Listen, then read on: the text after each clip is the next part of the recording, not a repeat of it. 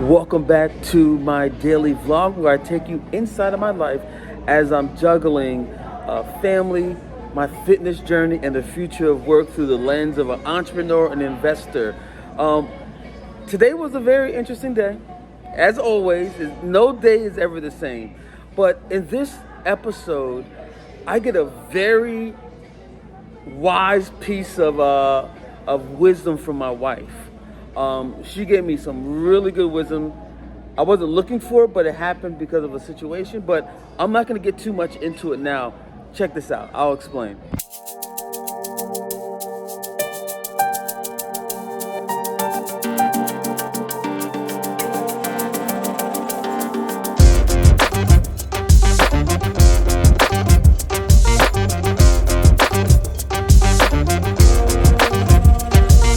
This morning, I learned a very valuable lesson from my wife. And as you know, if you follow me on this journey, I'm juggling a lot of different things. And I guess this is a story time. She had asked me to go to an event a few weeks ago, and I said yes, But the other side of that is I had so many things going on. I said yes, but I wasn't fully committed. It wasn't a hell yes. It was just a yes, and I just kind of kept it moving. So the week started creeping up, and long story short, the event's tomorrow. And guess who does not want to go to the event? Yeah, you guessed it. Yes, it's me. But what I learned, and my wife and I had this conversation, and what I learned is, and she really emphasized to me, is say no. Just say no. And she was right. She was right. And then it made me question. She asked me another question. She said, "What made you say yes to begin with?" And that stopped me in my track, and I had to say, you know what? That's a good question. I don't know why I said yes. And I began to, explain to her that I was in the moment, and I just said yes, rather than trying to fight anything in that moment. So the valuable lesson that I got out of it, if it's not a hell yeah, then it's a no. Especially when you have, when you're on the mission. When you're on the mission, like you have to, and this is something she was sharing with me. You have to protect yourself first. Make sure that you're good first before committing to anything. And I mean, that's a lesson that you kind of know in theory, but it just happened to, I had to apply it in real time, and the bottom line is, when she first asked me, I should have just said no, and I didn't. So now we have to move things around and blah, blah, blah, but we'll see how it all pans out. But the lesson that I really got, and I'm reflecting on it with you, is just to say no. There's a book by this author's name. He was an entrepreneur named Derek Silvers. And he says, if it's not a hell yeah, then it's a no. Like, you really have to, like, if you're saying yes to something, it has to be resounding for the most part, especially when, you are in pursuit of something. Everything else it falls by the wayside. Like, it's all about, like, where your priorities are at. And your first priority is making sure that you're good so that you can pour into those that, you've been given responsibility for. But it's a hard lesson to learn, especially with so much going on right now. I'm at the finish line of two deals going on. I have some other things going that I'll talk more about as we go forward in this journey. But yeah, I'm gonna listen to my wife and be more amplified in my no. And another thing, I'm thinking about this now. When she asked me, and I said this to her, I didn't pause. I didn't stop and really think about it. I just said it. I didn't take the time. And that's another thing. You got to pause. Because so many things are coming down the line. So you're filtering and prioritizing. And that one it fell through the cracks. But this is what happens. This is what happens. This is what this is all about. This, like, I'm gonna continue to emphasize, this is not a highlight reel. This is not my highlight reel. I made a mistake. I messed up on saying yes when I should have said no.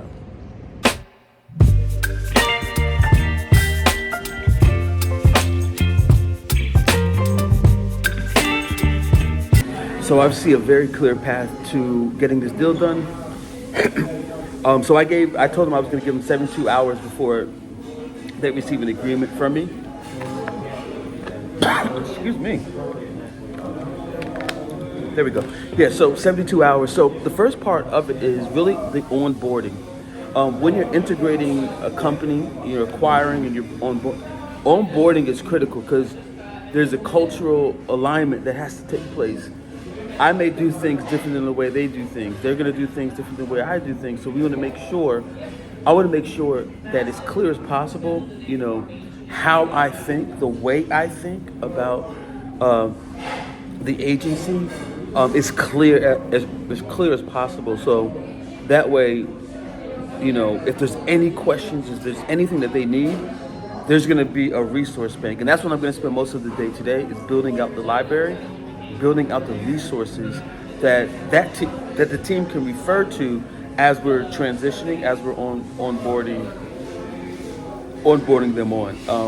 So that's where most of my day is going to be. I'm going to spend a little bit of time at the coffee shop, just kind of laying the ground. Wow, I got the hiccups. I'm burping. Laying the groundwork for this, and then I'll head up to my office where I'll finish it off.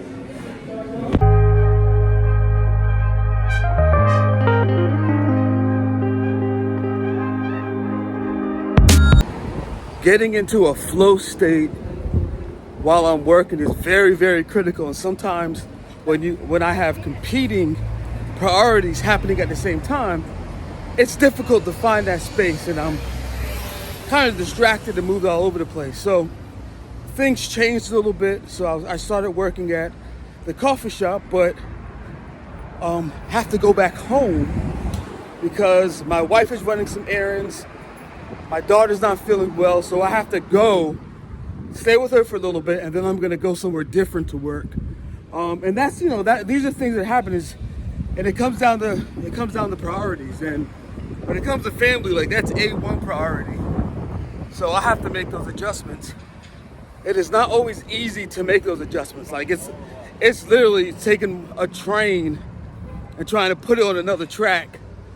But when you prioritize family, you make those moves, even though it's not comfortable, even though it wasn't a part of my plan today. I did not see myself walking back home, but it is what it is, and things are gonna work out the way they're supposed to work out, and I'm still gonna get done what I need to get done. But this is just an example, and the basis of this journey is juggling these things. And that's the value there. It's juggling these things, even if it's something that you don't want to do. You got to make it happen, especially if it's for family. That's number one priority. All right, had to call an audible. Little change of plans. So I'm gonna actually head to Whole Foods. I know that's usually my Sunday spot, but I have to change the scenery because I'm not walking back to my office because it makes me feel like I can't walk up, walk back. I can't do that. That psychologically doesn't work for me. So what I'm gonna do is I'm gonna go to Whole Foods. I'm gonna work there for maybe an hour, maybe 2 hours, and then finish up the project that I have set for today. So stay tuned, and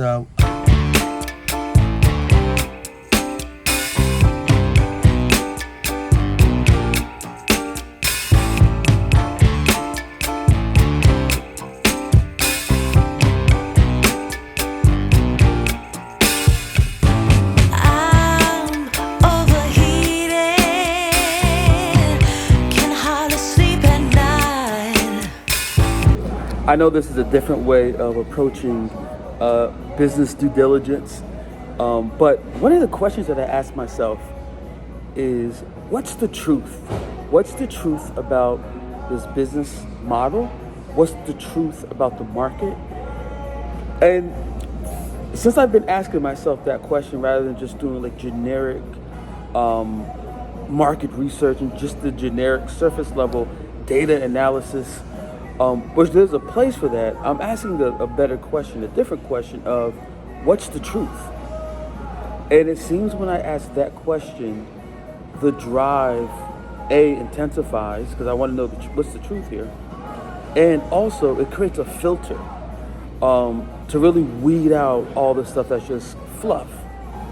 So that's what I'm doing here now. I'm asking myself, what is the truth about the business? And you'll be surprised the ideas and things that are set free in your mind because of that one question. So I wanted to share that with you. If that's something of interest, get ready for the next one. So I am calling it a night. What a day. What a day. Whew. If you followed me to this point in the video, I really appreciate it. As you saw, I started off the day learning a valuable lesson from my wife about priorities and the power of saying no. Then my day I got a curveball. I had to go back home, take care of some family issues, which led me here to Whole Foods, which is totally outside of my schedule, outside of my routine, because I'm usually working downtown.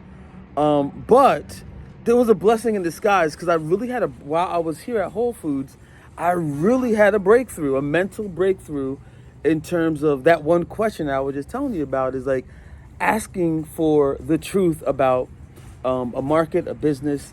And it really led me to a really unique insight that I'm going to apply to the company that I am going to acquire shortly in the next few weeks. And I may not have gotten that breakthrough if I was in my regular environment. That's to be determined. But the way things flipped and I ended up here at Whole Foods, I don't think it was a coincidence. I went with the flow of life at that moment. But if there was anything in the video that resonated with you, please share it in the comments. I'll be hanging out in the comments for a little bit, so I'd love to hear your thoughts. If you don't have time to do all that, I totally get it. Give me a thumbs up. That will help the algorithm know that there's something happening on the channel, and you're getting value. You're getting value out of it. So with that said, peace.